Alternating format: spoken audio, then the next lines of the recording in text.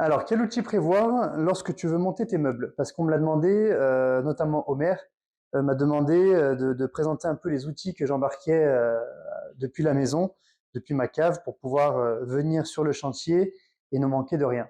Donc déjà, je te sors toutes mes caisses à outils.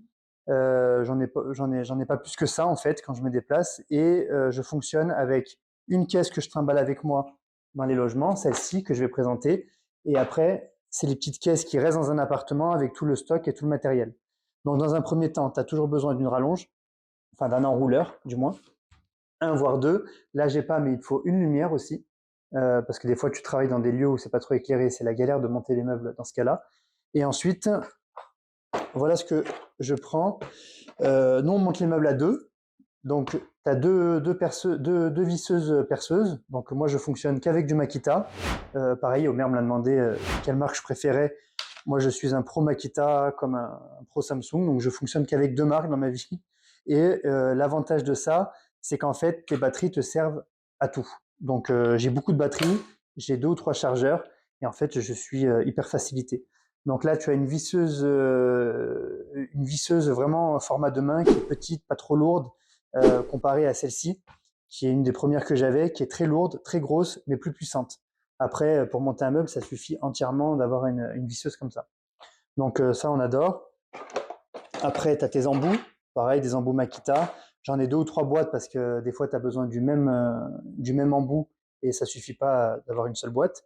Et ensuite, tu vois, pour les meubles classiques, hein, on n'a pas besoin de plus et de deux tournevis pour venir resserrer l'écran d'arrêt dans les meubles prémontés comme style Ikea. Voilà, on n'a pas besoin de plus, le petit marteau aussi, mais voilà. Après, comme quand tu es sur place, tu as besoin de modifier des fois certains meubles déjà préinstallés. Je t'ai sorti ce que j'ai dans ma caisse à outils, donc le marteau classique. Les tournevis, je les énumère pas, mais du plat ou du cruciforme, tu en as besoin, de deux à chaque fois.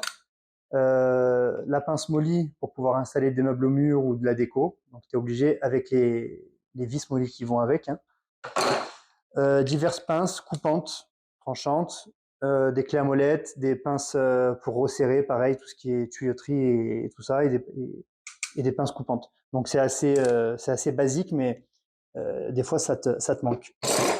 Ensuite, j'ai une caisse où je mets toutes mes batteries. Voilà. Une lumière d'appoint Makita, pareil, qui marche avec batterie. Ça te sert selon où tu travailles. Une caisse avec les chargeurs. Après, une plus grosse caisse avec tout le matériel coupant. Donc des cips, tu en auras besoin pour tout matériau, tu vois, pour couper les tringles à rideaux quand tu vas les installer, pour couper, je sais pas, un bout de PVC, un bout de quelque chose qui dépasse. Euh, une scie à métaux aussi indispensable. Hein. Et puis le plus important, le scotch. Le scotch, tu en auras toujours besoin. Si tu es tout seul pour monter les meubles, ça peut te servir. Si tu es à deux, pas trop, mais quand tu es tout seul, ça t'aide à soutenir les angles des meubles. Ceux qui le font comprendront. Voilà. Et après, il y a deux grosses caisses où j'ai vraiment le gros matériel, le perfo sans fil Makita, mais qui est très costaud. Des embouts six cloches. Quand tu as pareil dans un placard de cuisine, quand tu dois passer un tuyau dans un jambage, la scie cloche te servira à faire passer ce tuyau.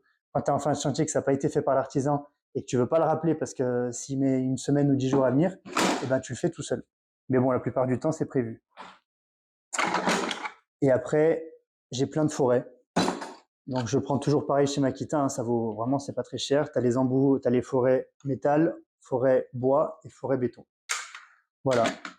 Et ensuite, dans les dessus de caisse, j'ai toujours mètres, différents mètres quelconques, là ou d'autres. Et après, les crayons. Donc les crayons, je les ai déjà plus. Ils doivent être dans les logements un peu de partout. Mais j'ai pas mal de crayons pour pouvoir prendre des mesures ou des notes sur les murs ou sur les éléments en eux-mêmes. Voilà, je pense que ça répond à la question de qu'est-ce que je prends avec moi et comment je choisis mon matériel. Je choisis en fonction de la marque et je reste fidèle à la même marque. On pourrait se demander aussi pourquoi je ne fais pas faire monter les meubles. Tout simplement parce que j'aime bien le faire. J'ai le matériel qu'il faut. J'ai commencé à le faire, donc je continue. Et c'est surtout que, par contre, je prends de l'aide, donc je ne le fais pas tout seul parce que c'est trop la galère et c'est trop long. C'est moi-même qui amène les meubles dans les appartements, qui décharge, qui commande et tout ça. Mais le faire faire, ben, je sais pas à qui déjà. Ouais, c'est vrai. Bah, c'est vrai. Et voilà. Bon, je reprends ce que madame a dit. C'est vrai qu'après aussi, il y a ça. Moi, je le vois plus comme ça, mais le fait plein de gens pourraient penser qu'être rentier, c'est ne rien faire. Alors pareil, de nouveau, le terme rentier, je l'aime pas. Mais c'est pas parce que on gère de l'immobilier qu'on est justement rentier qu'on fout rien. C'est qu'en fait, au quotidien, tu es investi dans ce que tu fais. Donc, moi, je trouve que ça fait partie de mon taf que de livrer les appartements en fin de chantier et de le faire moi-même. Je peux pas l'expliquer autrement. C'est à toi de le faire quasiment. Sauf si tu connais papa avec le tonton, qui sont très forts là-dedans et qui peuvent te dépanner si t'es pas bricoleur. Mais en tout cas, pour ma part, j'aime bien le faire et je continuerai, je pense, à le faire tout le temps sur chaque fin de chantier, parce qu'en plus, c'est là qu'il faut être présent, il faut savoir où mettre les éléments. S'il y a un problème pareil avec des pièces manquantes ou des choses comme ça, c'est toi qui vas t'en occuper. C'est pas le voisin, donc voilà, il faut être présent sur cette fin. Voilà. Bon, bah écoute, je te remercie de nous avoir suivis et à la prochaine.